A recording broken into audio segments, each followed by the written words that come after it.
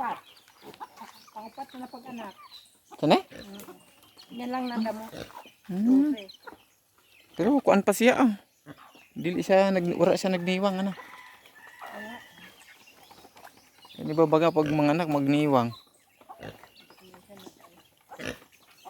So, Maniwang ina ang ano sa bahog.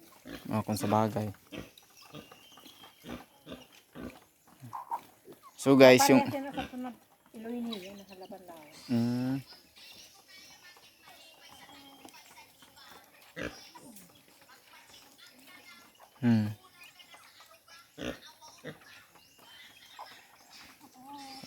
Yan guys yung mama nila. Ayan. Kahit ano dyan, hindi siya pumayat guys ah. Taba pa rin siya. Di ba? Yung mga baby niya bali 12 piraso yung biik niya.